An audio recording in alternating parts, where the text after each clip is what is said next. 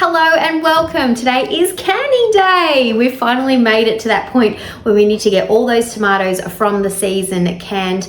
I am going to dedicate this video, or at least very much acknowledge Rachel from Bush Edge Homesteading Australia, because she just posted a video yesterday in regards to everything that I wanted to do, and I'm just going to copy her. So sorry Rachel for completely copying what you posted, but it just ticks all the boxes for what I need to do as well and need to achieve in the kitchen here today.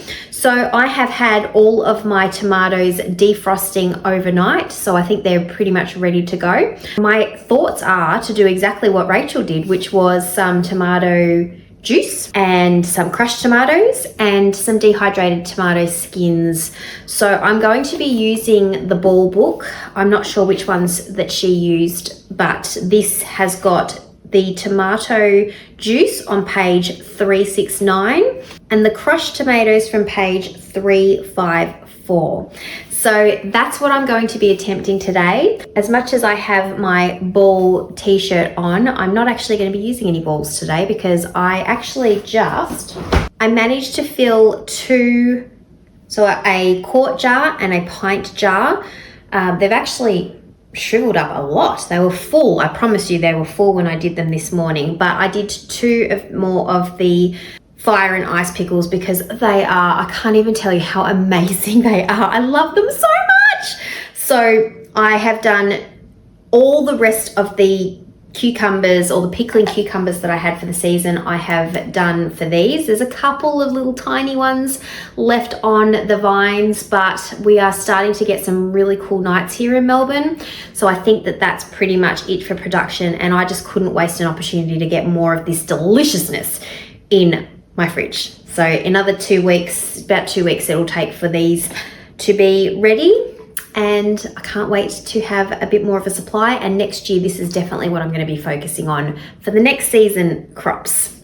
So as I mentioned, not using Ball jars today for the projects. I will be using my new Aussie Mason jars, and Rachel said for her tomato juice that you don't need one of the wide mouths. So I actually, when I very first started to make the decision that I was going to be doing some canning and preservation of the crops that we were growing this season, I bought a preserving kit, which I might actually just get and show you, which was this one here. So it is a Kilner glass preserving starter set, and I bought this one because I wanted the gauge for the headspace, and I quite liked the grey tones, to be completely honest, from some of the green ones that you get as the sort of starter kit with your gripper handle, and it also had some of the jars. So these jars I now know are half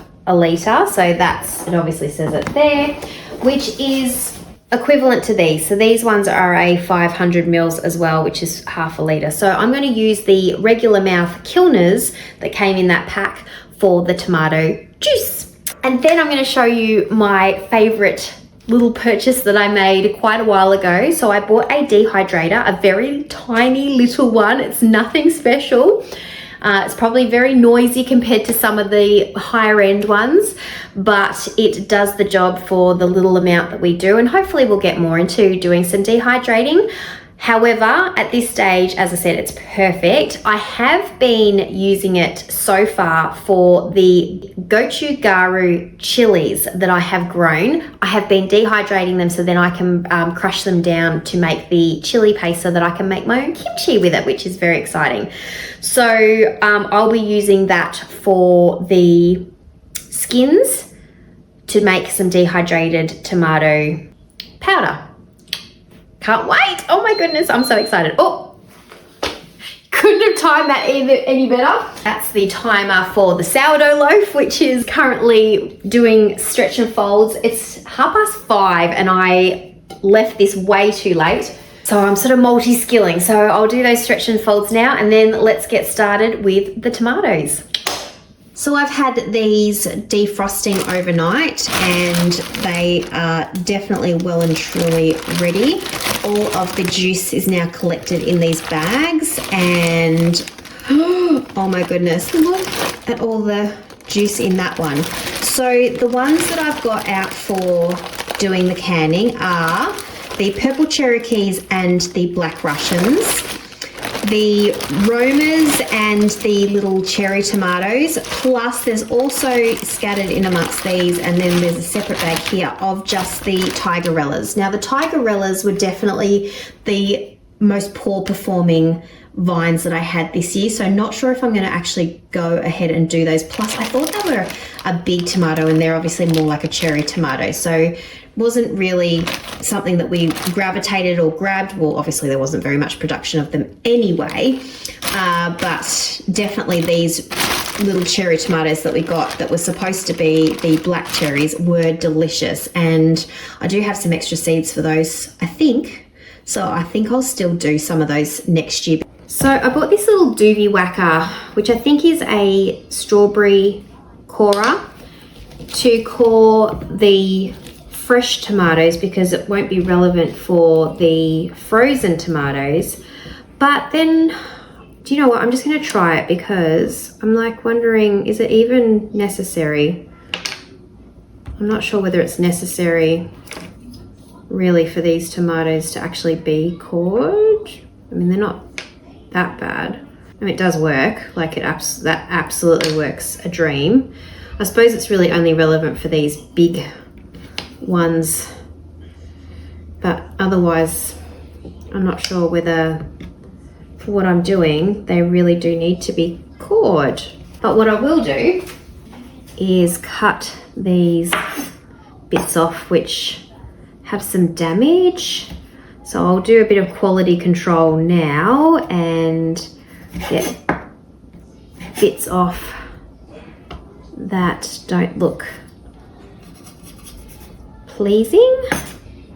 This is my first time doing this and I've got no idea what I'm doing. This is fun to use though. I actually really like using this. Oh, definitely. If you need to core something, this is cool. This is fun. I really like this. It was so cheap too. I bought it ages ago on eBay, but you'd be better off getting it from like a, well, we've got Panda Mart that's just opened up near us, and I think that sort of store would sell things like this, those sort of random gadgets, super cheap. I bought it ages ago on eBay and just waited for the postage forever and a day because I didn't need it back when I bought it, because we'd only just put the tomatoes in as little seedlings. And today I get to use it for the very first time. So yeah, I don't know if this is necessary at all, but I'm just going to do it because it's actually really fun to do and it works so easy. And I forgot that I purchased this. So this was my thinking, because this is actually supposed to be a chopping board. I was thinking that when I go to chop things, I can then use this to take all this out straight to the compost, because we don't have a little compost bin, but I can take that straight out and pop that in the bin, which I think will be really handy.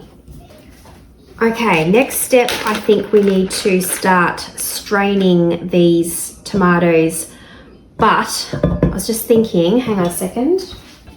I bought this a while ago to wash vegetables with, just to be a bit more space saving. So it's got a little colander and separate bucket with a plug, so you can empty the water. So I think I might actually strain the tomatoes into this.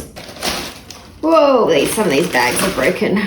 So I wasn't going to use what's at the bottom of this one, but now that I can see that there's actually a couple of holes in these bags, I will pour that in as well for our tomato juice product.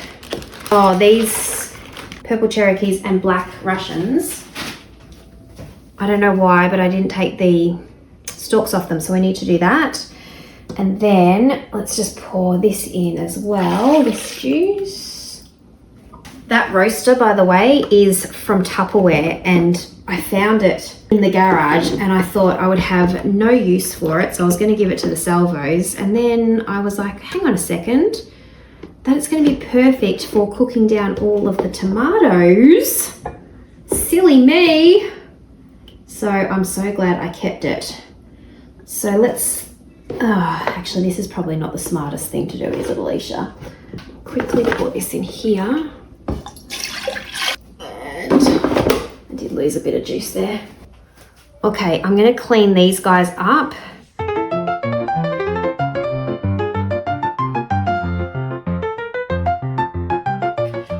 See, this is going to be a bit of a tedious process. So this is probably something I should have done before I put them in the freezer. So note to self, this would have made life a lot easier. I'm not sure the process that I'm going to do because I'm going to try this 3 ways. As is, with this food mill and with the stick blender, and see what texture we like and flavor we like best.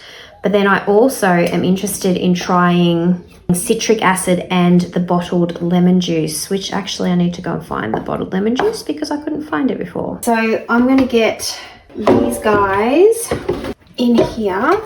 Oh, I'm so glad I kept this roaster. Whoa, there's a lot of tomatoes. And put our freshies in as well because they're going to cook. Oh, actually, whoa, hold the phone. Okay, I've totally forgotten. I need to peel these skins off to use them for the dehydrated tomato powder. Silly me. Okay, so how am I going to do this? I'm going to do this by doing it in this so that it can catch any of the juice. Okay, so I have been talking to myself for the past 10 minutes. As I've been skinning these. I just wanted to show you how easy it is. Like once you pop it, it just literally falls out of the skin because they've been frozen. But I've had a change of outfit because I thought this might be a bit messy, and I've got my apron on now because tomatoes are a fabulous colour, aren't they, to get on your clothes. Oh, whoa, just got squirted. Good timing after talking about putting on an apron. Thank God I've got an apron on. So I'm finding a bit of a groove now. If you can grab the top and then turn it upside down and then squeeze that out, then that bit of the skin is pretty much clean. And then you've got your hand on that core bit so you can kind of grab the core bit out. So that's what I'm kind of doing at this stage. So grab that, squeeze the inside out, skin comes off in one go, and then that core like slipped out then as well. That was a good one. Oh, there's my sourdough again. I get all the water out of this one. That's actually turned this one from a bit of a yellowy colour to a nice red. Yay! Look at the heat coming off that already. I haven't skinned all of the cherry tomatoes because I might just rely on the mill for that. And I wanted to use the stick blender as well. So I think it's probably best to not completely take skins off at this stage. Here's our tomato juice. We'll put that one on as well. I'm actually thinking that should be strained again, just to make it a bit more pure, but I'm not sure how to do that. Oh, whoa, okay guys, holy moly. So this, I said very quickly before, is from Tupperware, and I was totally going to give it to the salvos. And what a ripper device for this, and it's just heated up so quickly. Like that's literally a couple of minutes. And these guys are bubbling away. So obviously the fresh tomatoes are going to take a little bit of extra time to cook down than what the frozen ones will. Actually, you know what I'm going to do is I'm actually going to cut them because the recipe did say quarter. So while you've got some of your tomatoes on the stove boiling, quarter the other ones and add them as you go. So let's do that so that that's going to make them easier to cook down. So these are all of the fresh tomatoes quartered, and what a great device that is to be able to put them straight in. I have one of these doobie whackers, so I wonder if this will be good for crushing these guys down, squishing them a bit. Okay, we're gonna have to pause for dinner, but this is fantastic. So what I will do is mill some of this to get rid of some of the seeds, and then I'll probably leave it in here and do the blender. I'll put it in something else and blend with the stick blender, and then keep some as is and get all of those in the jars. Tomato juice should be fine. I think that's just putting into the cans with some citric acid. So I might do half with citric acid, half with lemon juice, which I haven't found yet. That reminds me. Hang on, is it in? It is. Okay, so I might try some with this as well, because I know that this can impart some flavor, whereas the citric acid is a little bit more flavorless. So this bread box is sometimes where I stash things that I need to hide. So that's where it was hiding. It's getting quite late in the evening and we're about to do dinner, but I just wanted to quickly show you, this is the Dehydrator that I own. I'll insert how much it was on Amazon. I believe it was about $89, and it is just a teeny tiny little thing. I do have the heat mat just underneath it because it does exude quite a bit of heat, and it is on for many hours. So it just opens up and it comes with some, I think there's 4 of these actually. Let's say 1, 2, because I haven't opened up the other ones. I've only ever used one, but yeah, no, there's definitely 4. So there's 4 trays, which is fantastic. And because Rachel said that when you're doing the tomato skins, it's easy to remove them off the silicone mat. So I just bought off Amazon yesterday after her video, and it came today because next day delivery, go Amazon. These are, you can cut down, I think it's $13 for a pack of, is it a pack of 5 or a pack of 8? Pack of 8. Pack of 8 food liners with the Dehydrator. So I will cut these down to size, and you can see that that's pretty much the perfect size anyway. So I'll just cut 4 of those, and then we can get our tomato skins in the Dehydrator. And I do have one gochugaru chili that needs to be dehydrated as well, so that's gonna be perfect. Let's pour these tomato juices in. So I'm going to use this one, but I'm also going to use this one with the Headspace tool and see if this one's accurate, because I'm a bit wary as to whether this one's accurate. So we want a 1/2 inch headspace, which is here on this one. So it's sort of in line with where the ridge is. So anyway, let's just test both of them out and see if they look any different.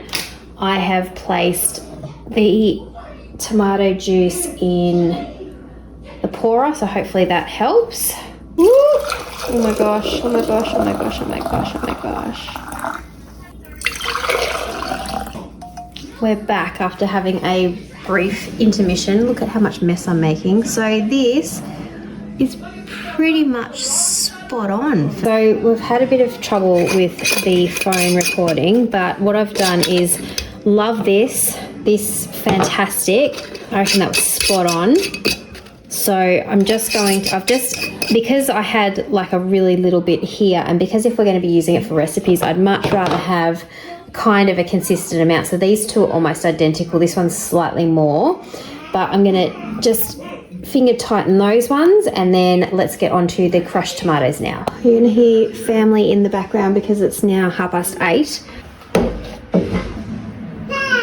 Just get a couple of this in the food mill, just to experiment with the different processes.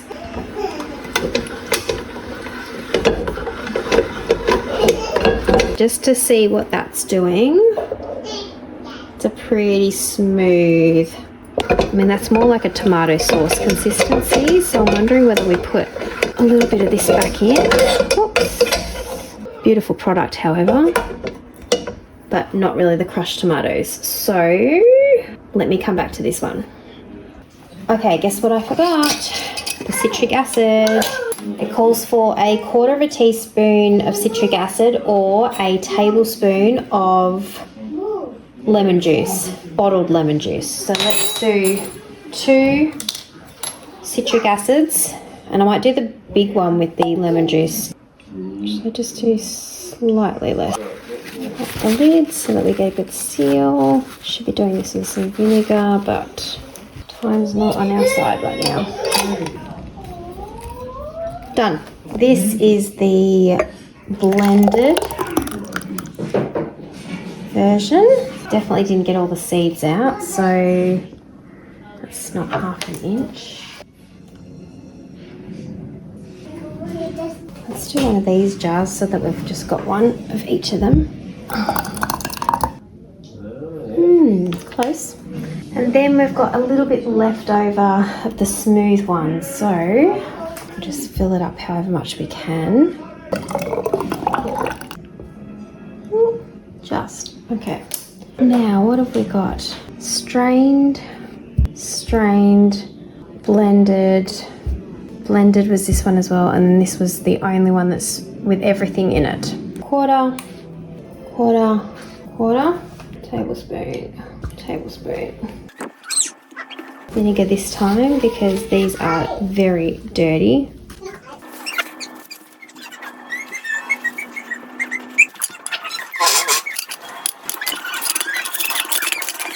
Now we need to get the steam kerner on.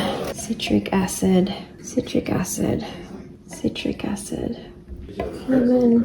lemon. Okay, let's see if all these jars fit. Heats up.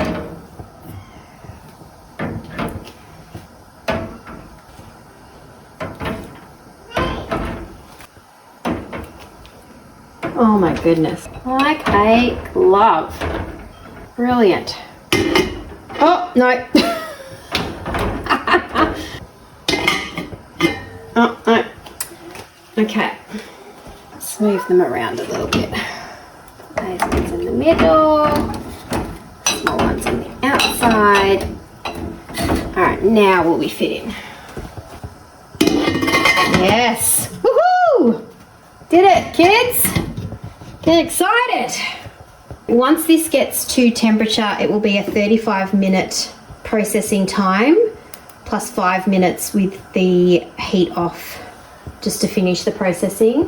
I didn't put salt in any of these crushed tomatoes because we can always add salt as we're using them for dishes, so we'll just leave the salt out and just keep them with the either combination of the lemon juice or the citric acid. So once my dial gets up to our altitude, then we will start the processing time of 35 minutes.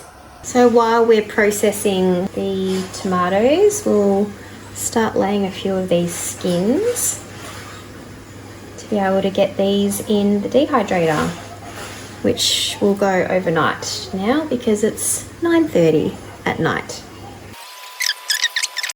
And I'll put my one lonely gochugaru chili in there as well.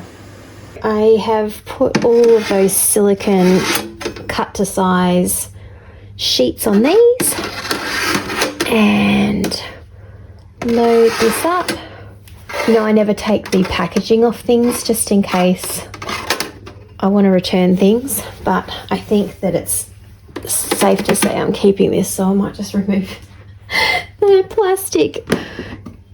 And I'm going to go, it says fruit 60 to 80, so let's go 80 for 10 hours. So it's 9:30 at the moment, so that will be 7:30 in the morning. They're the selections.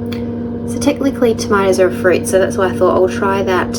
I know it takes a long time to dehydrate, so I'd rather go longer. I might have been better going 60 degrees, but let's just give it a go. I might check it before I go to bed and I can always adjust it later. My kitchen currently looks like there's been a massacre, but these are ready to go, so always go away from you when opening because of the steam.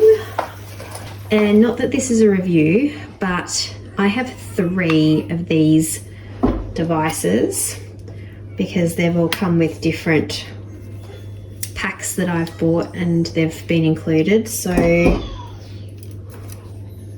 we might just test them out. Why not?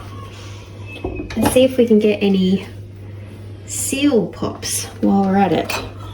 Oh, well that's not good. That's, uh-oh, that's not even, that's not even sealed. Did I forget to tighten that up? Oh no, that's on. Actually, because there's 3 of those and 3 of these, let's give another one a go. And last one.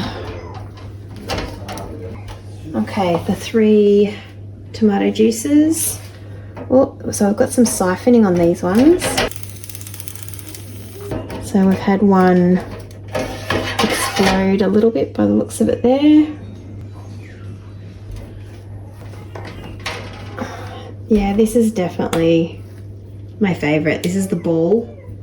Oops. I know that the rules have changed a couple of times in regards to the steam canners as to how long you can have your products in there for. Don't quote me, but it used to be something like 25 minutes. Now I think it's up to 45-ish minutes. So let's just see how much water is actually at the bottoms, because you fill the water up to where you can just start to see it in the holes. So we'll see how much water is at the bottom of this one, because it had a processing time of 35 minutes. Okay, so it's about 1/4 inch, 1.5 centimeters perhaps left in the bottom. So you can see how that would have lasted another 10 minutes quite easily.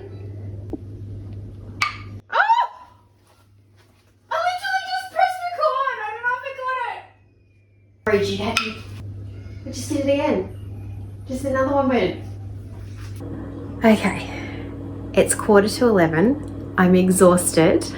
I don't know whether you can see, completely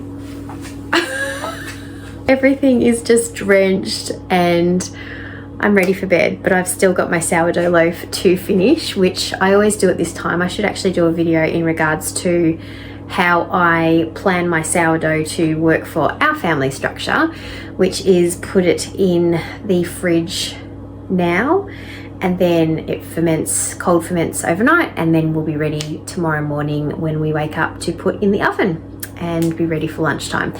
But that's another story for another day. So ending up with 5 canned or crushed tomato products and 3 of the tomato juices.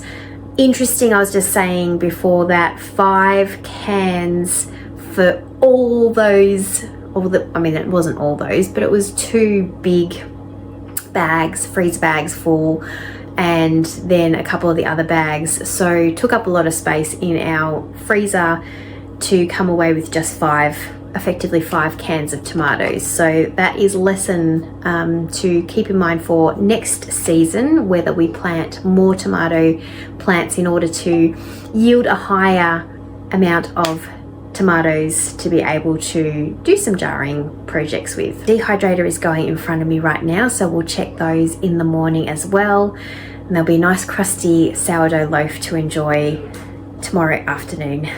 Just popping in because I forgot to say one thing. I'm going to have to review the footage, but it looks like I forgot to actually tighten the rings of all of the tomatoes.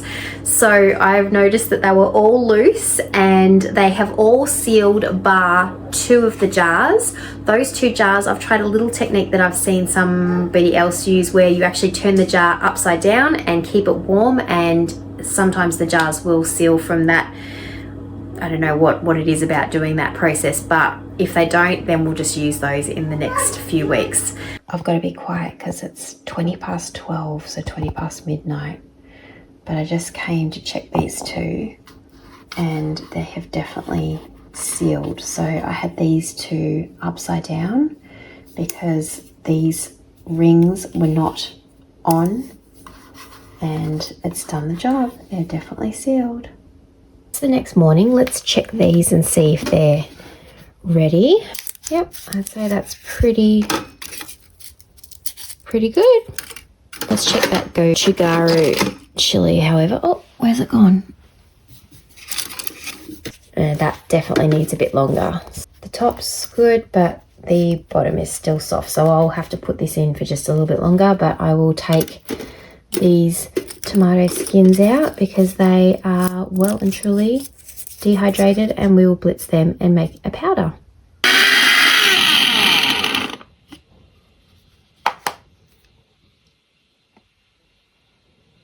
It worked.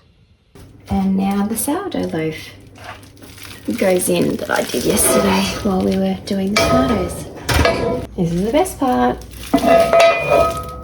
Yay! She's stunning. So good. So we're going to do a little cooking section because I realized that this one has not sealed. So we're going to use this sauce, and we're going to try a recipe with the patty pan squashes by stuffing these with some sauce, some sausage.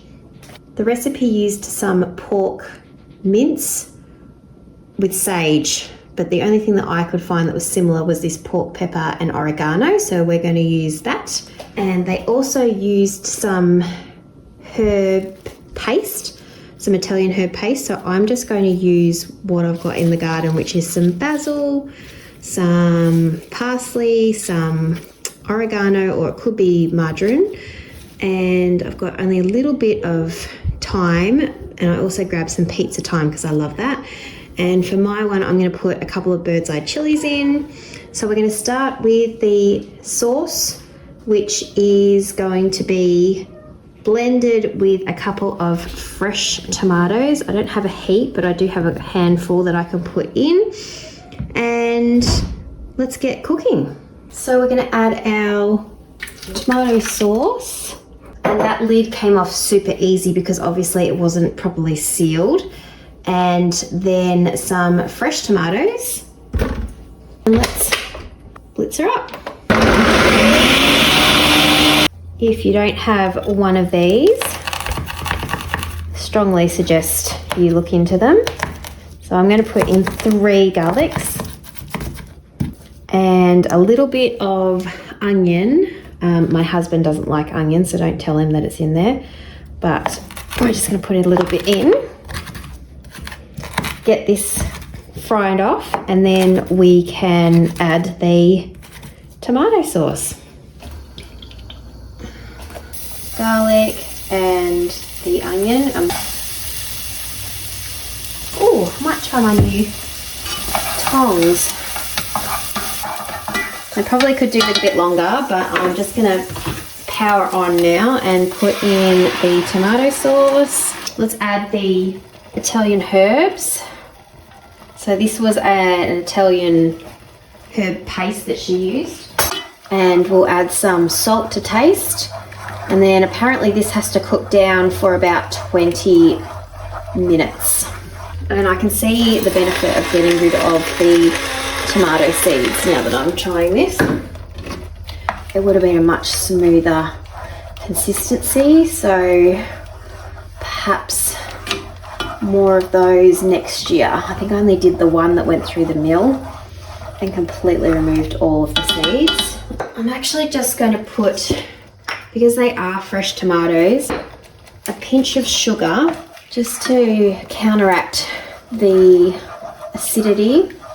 And she didn't put any pepper in it, but let's put some pepper. I just remembered that the pork sausages have pepper in them, don't they? So I probably actually didn't need to do that. Oh well. Good. Maybe a little bit too much sugar, but that's okay. So then this is going to cook down for 20 minutes, they reckon.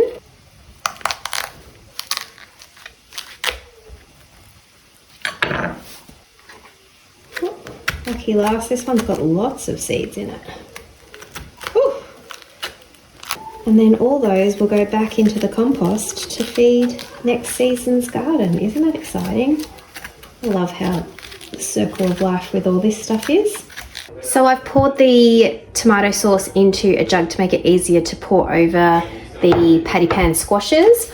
I am forgetting to put this on. I'm going to only do 4 of the sausages, so I've taken them out of the skins. Now the recipe actually puts them very finely and to the point where you couldn't even tell eggplants in with this sausage mixture. We don't have any eggplants, so we're just going to work with what we've got.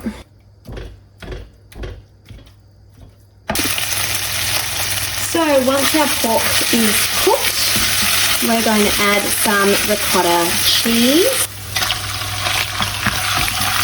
So I can see how putting some eggplants in here would be a really good way of getting some extra veg in, and you wouldn't even know it's in there by the time you've done this.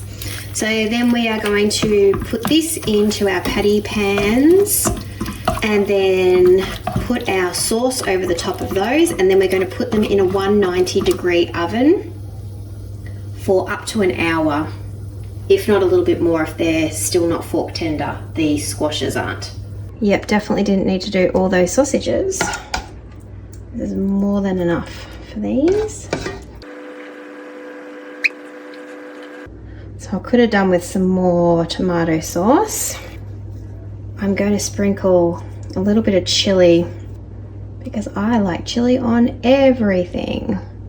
And then we cover this with some foil and into the oven for 45 minutes to an hour. Meadow!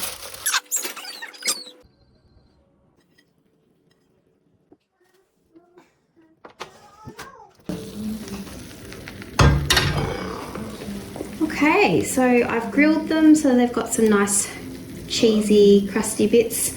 Some of these bits I just put some more mozzarella because I felt like they probably could do with some more. Total cooking time was about an hour and 20 minutes. Probably could do with a little bit more, but let's give it a taste test. I'll tell a lie, it's perfect. Delicious. This is the one with the chili. I can absolutely taste that chili. Woof! Thanks for watching. Have a great week. Bye. Bye. Okay, this was legitimately such a beautiful dish. I was actually, even though I loved growing these squashes because they were so amazing with their shape and their texture, they took up a lot of room. So I thought it would be better off just to do some zucchinis because then I can get them going upwards, whereas these sort of sprawled all over the place. Maybe I could train them to go upwards. But I did think that the fact that we didn't really love them, I'd tried 5 different recipes and nothing really stood out. The only one that was probably the top of my list was the nutritional yeast and roasting them. But this meal with the stuffing of the pork, I would do this a little bit differently next time. I would just get some ground pork and I would put in my own herbs and spices into the mix. And I wouldn't actually use onion next time. I know I sneaked a little bit in because I like a bit of onion. I probably needed to cook it longer, to be fair, but I still think it didn't really add anything to the dish, and then I could know that my husband would eat it quite happily if it didn't have the onion in it. But definitely a 10 out of 10. Delicious, like honestly, and the texture of the squash is just amazing. So this is for my lunch today. I can't wait to eat it, and I am so pleased that I tried the recipe because I obviously had that one can that had not sealed properly, so I needed to use up the tomatoes straight away. And that was an interesting also because that one had the seeds in it, and I can see the benefit of perhaps removing those a little bit. So on that note, I'm going to sign off because we've got a little helper that's come into the room, and that was a delicious recipe, so definitely a winner in my eyes. Have a great week, everybody, and we'll see you in the next one. Take care. Bye. Say bye, Meadow. Bye. Bye. Can you say bye? Bye. Love you.